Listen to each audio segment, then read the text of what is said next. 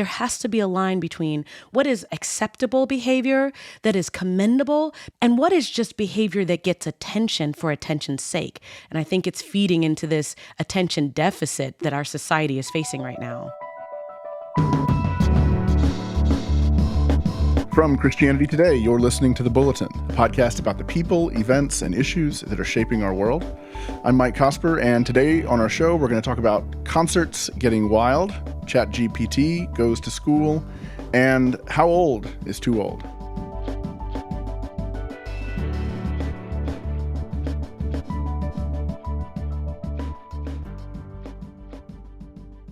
Joining me for this conversation are Russell Moore and Nicole Martin. Russell and Nicole, welcome to the show. Hey, Mike. Hey. All right, so it's been a big summer for concerts. Beyonce and Taylor Swift are breaking records all over the world with their ticket sales. My daughter actually told me this morning that Taylor Swift concerts are apparently setting a record for engagements. I didn't know this was a thing that was tracked, but apparently it is. But there's also been this streak of truly awful behavior from fans. A singer, BB Rexa, was hit in the face with a cell phone. Another singer named Ava Max was attacked by a fan who rushed the stage, slapped her on the face. In Vegas, a fan threw a drink at Cardi B. Cardi B threw a mic at the fan. They got off easy on that one, as far as I'm concerned. Maybe the most bizarre incident so far, at Hyde Park, Pink was performing, and someone threw a bag of their mother's ashes on the stage to Pink. Pink's comment was, "This is your mom? I don't know how to feel about this." Neither do any of the rest of us. So it was interesting. There's a lot of columns. People are writing about this in a lot of different places. In the LA Times, in Vox, in Rolling Stone. People are blaming the pandemic. And they're talking about how we got out of practice with large social gatherings and that similar bad behavior is on display in places like movie theaters and other public spaces. I guess I'm personally a little less compelled by the blame the pandemic logic here. And what I am compelled by is this idea of first person syndrome, this idea that living online, living on social media, people have just sort of learned to think that what's going on with them, the story of their lives is the only one that matters. So of course they should rush the stage. Of course they should try to get the viral video clip or whatever it might be that's compelling. But I'm curious your thoughts on this. What do you see and why do you think this is happening right now? Well, I mean, I'm really kind of caught off guard by just the way that people enjoy sensationalism.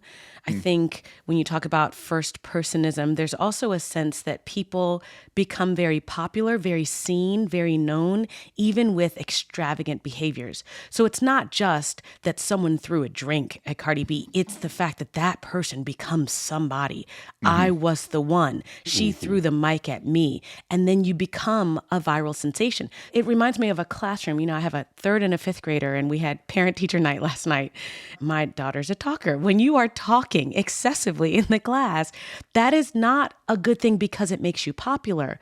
There has to be a line between what is acceptable behavior that is commendable and what is just behavior that gets attention for attention's sake. And I think it's feeding into this attention deficit that our society is facing right now. I think that is exactly right. But I also think people are crazy, getting crazier.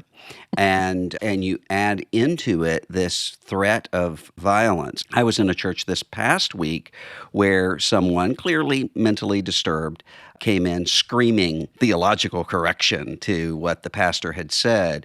And I noticed that my immediate response was to say, okay, let me get my kids together and get on top of them if this turns into something really violent. I mean, that really tells us where things have moved in a way that just isn't good for society. And I just don't know what the tipping point is going to be for us. Yeah, I mean, the thing I immediately thought when I saw the footage of one of these incidents brought me back to something that took place in 2004. A musician by the name of Dimebag Darrell, he was the guitar player for a band called Pantera. They'd broken up. He was in a new band. He was playing a small club. And a guy charged the stage at this show and shot him 3 times. Just deranged fan, killed him and killed 3 other people before he was stopped by the police. I've been in bands and on stage before when somebody rushes the stage, and it is a horrible feeling. As a musician, on the one hand, you're sitting there going, I have a job to do, right?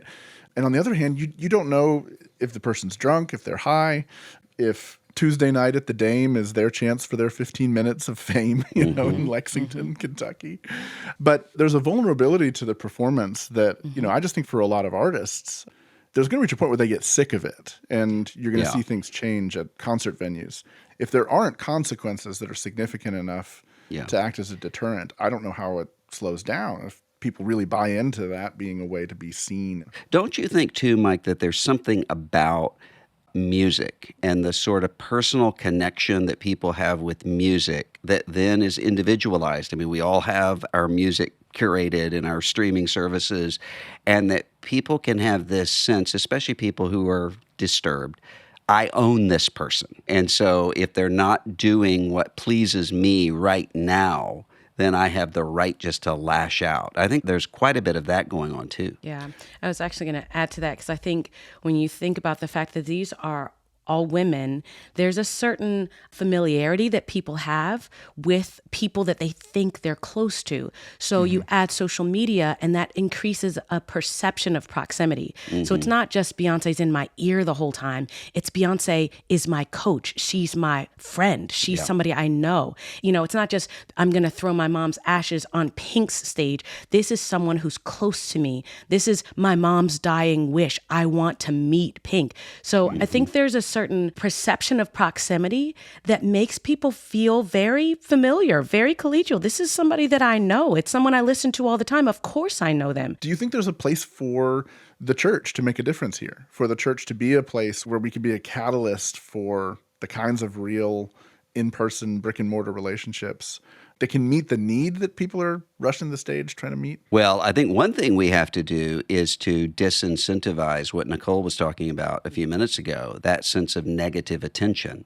And I feel instead what we usually do is to incentivize it, and often out of good motivations. So you have somebody who's constantly kicking up quarrels within the church, and sometimes they have to do with music because that just hits people at a more intimate sort of location internally.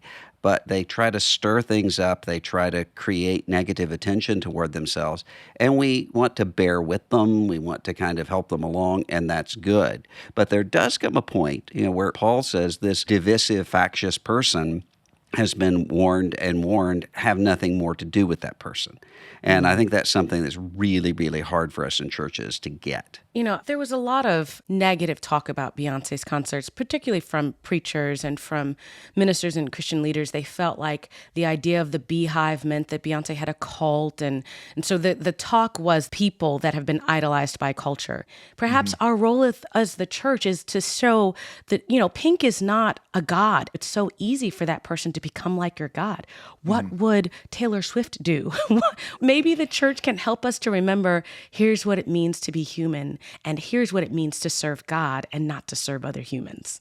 I do think there is something fascinating, and this goes across the board with the whole social media phenomenon.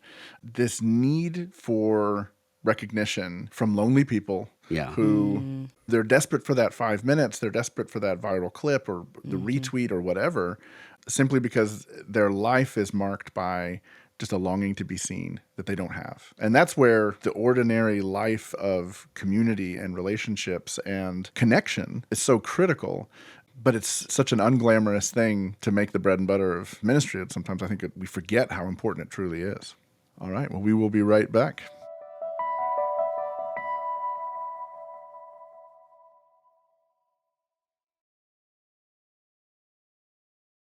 Welcome back. We are excited to welcome a guest on our show to talk about the future of AI in education. Dr. Kevin Brown is the president of Asbury University in Wilmore, Kentucky. His research interests include economics, philosophy, and theology.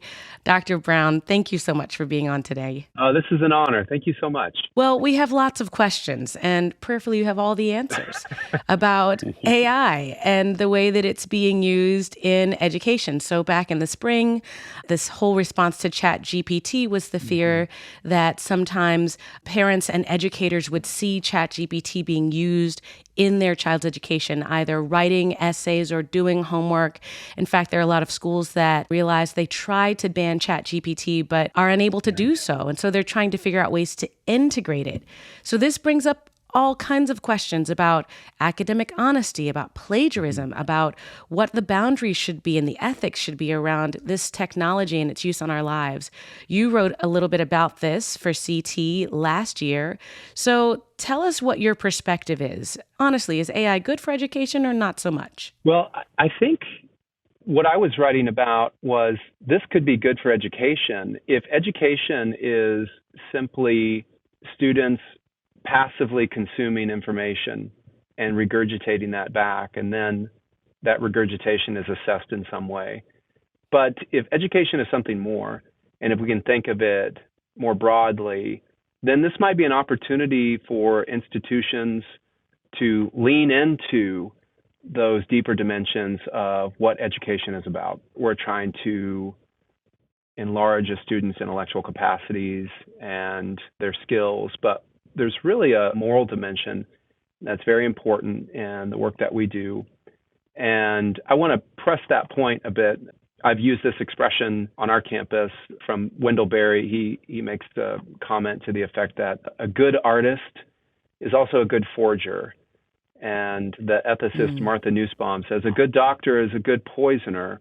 And we can think of so many different ways to go on, that a thoughtful accountant could be a good thief, and a charismatic leader can coerce harm.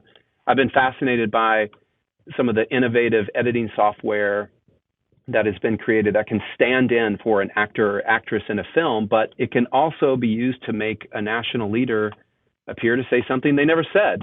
So it can have this effect to save Hollywood time and money, but it can also destroy democracy.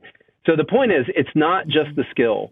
Education is not just simply about the cultivation of certain skills that are fostered in the marketplace at a given time, but it's the moral application of those skills that would separate the artist from the forger and the doctor from the poisoner, the performer from the deceiver. Dr. Brown, how would you suggest for somebody who's a teacher, whether a teacher in a school classroom, a Sunday school teacher, small group teacher, whoever?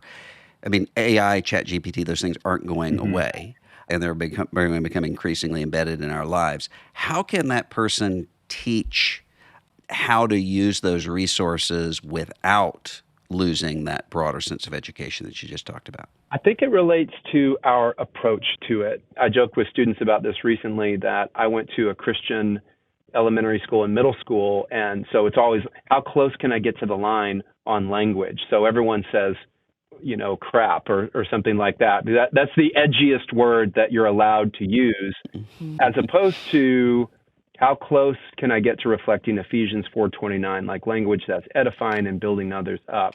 So I think if we bring that kind of perspective to the classroom, that this is a tool, but the goal is not how far down the line can I use this tool and still maintain some Kevin Brown, but how close can I get to Kevin Brown while still utilizing this tool? Because I do think an approach of total technology abstinence is really not helpful, because that's not going to be the reality that we inhabit in the future, and it certainly isn't right now. If you're a parent and you see your child using tools, how do you guide the moral compass so that they at least know where the line is, and so that they can be trained enough to not just make it a game of how close they can get to crossing it?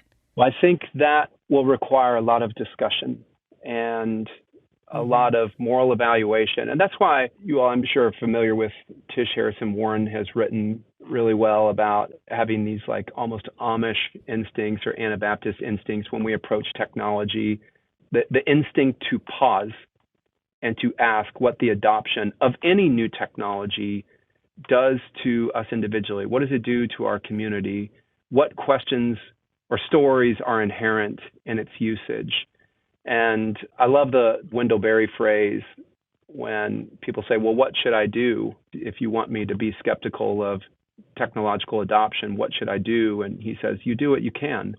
And so that's an evaluative judgment, and that requires conversation, whether that's a family, whether that's a school, and then let that flow into some best practices. Let me say, I've always been a bit skeptical of this idea that AI is going to gain consciousness and then use that for malevolent reasons. This kind of science fiction story, destroy us all.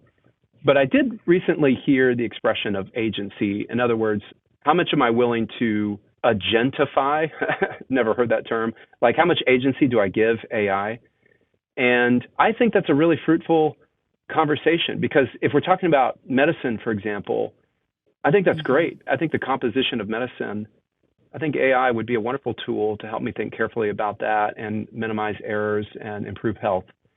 What about determining prison sentences? That's a little strange. Or a recent one I saw was writing wedding vows. So the question is, where is agency valuable, and where does discernment come in and moral evaluation? And that goes back to that idea of how close can I get to a moral expression that's authentically human, and not how close can I get to the line. It seems to me like one of the opportunities in talking to people about this as they're considering adopting the tools, or if you're talking to students, I think about this all the time with my kids, is everything comes with a trade-off, right? So it's great that this thing accelerated your writing process because you were able to just punch in your bullet points and it turned out your essay. But for me, part of the reason I came to really love writing is because I discovered that the writing process itself is a way of thinking and is a way of understanding my own ideas, understanding what I think, making judgments and all of that. That happens in the process of writing. And to me, one of the dangers in AI is that it shortcuts a very human process of judgment and discernment that's necessary. If you're a teacher and you're writing a letter to a parent about what's going on with a kid, or if you're doing pastoral work, the process of sort of living with the ideas and with the thoughts to get 1,000 words on a page or 2,000 words on a page is a very different thing than it's not just about you getting your bullet points right, And so I wonder if there isn't something to be said as well for talking about the virtues of the slow work that are lost when AI takes over some of those human tasks. I think there's this false idea that I know something and I write it down. Creativity is not a eureka moment. It is nonlinear. It's fits and starts. It's really struggling through to get some end product. And so I think there is something to be said for wrestling and part of that struggle to really produce something creative beyond the very blandness that tends to be associated with common writing tasks, which again, I contribute to. I love that what we're talking about isn't just tools in education. This is really reshaping our understanding of success. I mean, if success is turn in your paper by the deadline and repeat everything that you've heard, then yes, you're right. These tools are really good because ChatGPT is excellent at giving back what you give it. I did have ChatGPT write a text message. I said, write a text for me missing a friend's dinner, and I'm heartily sorry. It was pretty good. It's like, it was very gracious. I want to use that one, Nicole, a lot. I mean, if you ever have to break a dinner date, it actually works really well. But, it seems like it's going to require a lot more work in the educational institutions in order for us to get there, in order for us to get to the place where the slow work is honored and your actual heart is honored as opposed to your ability to regurgitate what you've heard. There's this wonderful line by Christopher West that love by its nature seeks to expand its own communion, that this is generative and we bear that thumbprint. And so you're right, it's not about the final product. It's about the process of how that gets created and the community that gets mobilized in that creation. And I think, Nicole, you said something really spot on, that what are we honoring as an institution in the educational process? Is it just the end product? Is it just a well-written paper? Or you got the right answer in the calculation? Or are we honoring and assessing some of these processes of creativity because we know that the learning and the knowledge and the wisdom and the application are gained in the struggle? Well, thank you for your insights, for the work that you're doing at Asbury. It's been great to have you on with us today. Thank you so much for the opportunity. This is a blessing.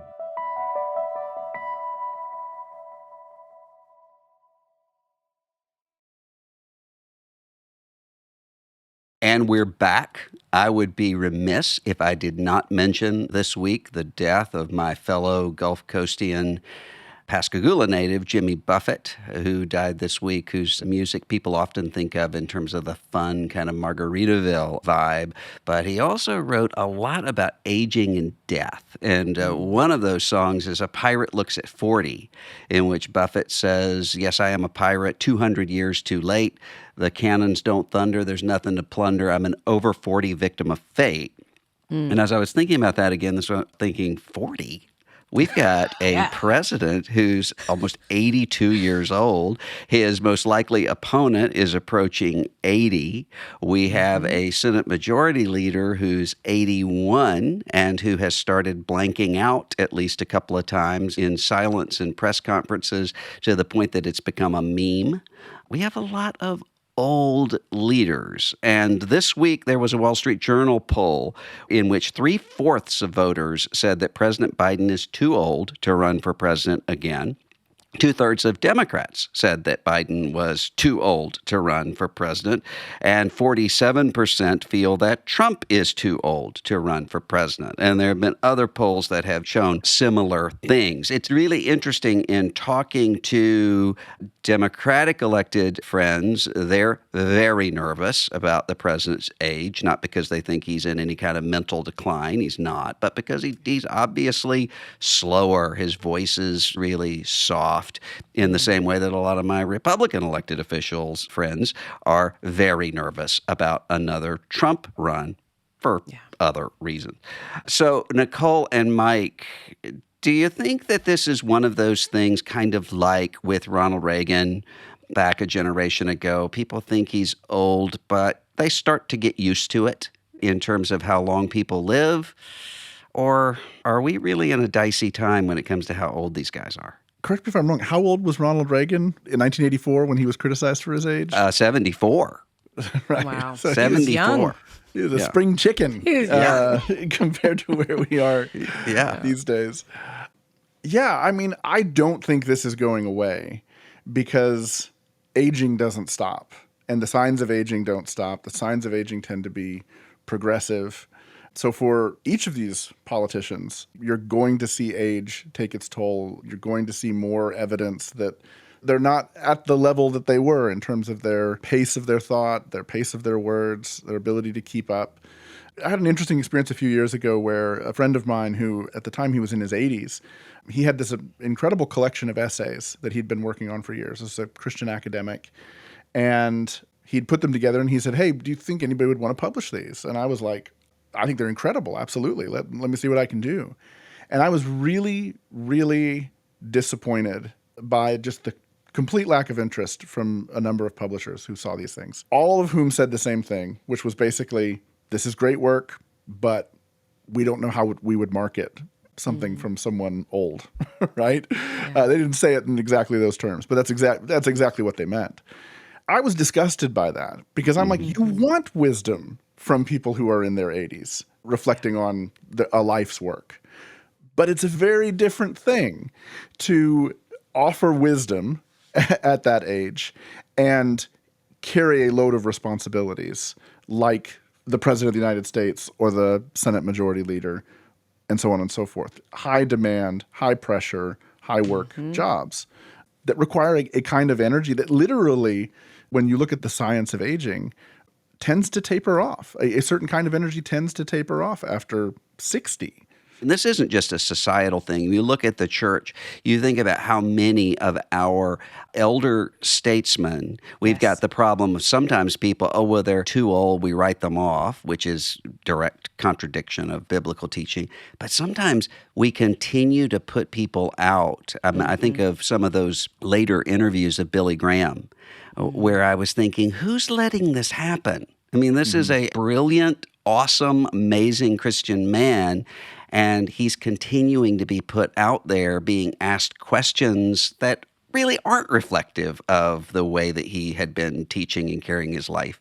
It's a hard thing to decide about what's that line. Yep. And I think it's especially hard now because there is also a mental perception that I don't have to age now as my grandparents did. And I do think that's true. I think that, the access to medicines and access to all kinds of things means that we don't age the same way. We can live very full lives in our 70s and 80s. But again, we're facing this huge generation of the boomer generation, and they're living longer than their parents and grandparents. And maybe they do need some coaching to say, here's what an off-ramp looks like. Here's what it looks like to raise up, the next generation. I mean, my mom says it all the time, 70 is the new 40, and she lives like it too. Yeah. Russell, you were the first person who I ever read use the word gerontocracy. It is fascinating to see how many different cultural institutions right now are led by boomers, people in their 70s, people who aren't retiring. There does seem to be interesting and sort of intense generational conflict going on that is leaving boomers to say, well, we can't let it go.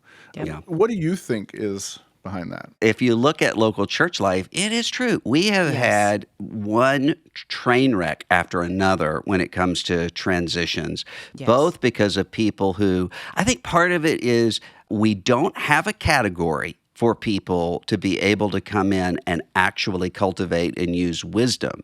So you end up with situations where when people retire, they don't know what to do with their lives, and they start to really break down in many cases unless they've really been working at it for a long time.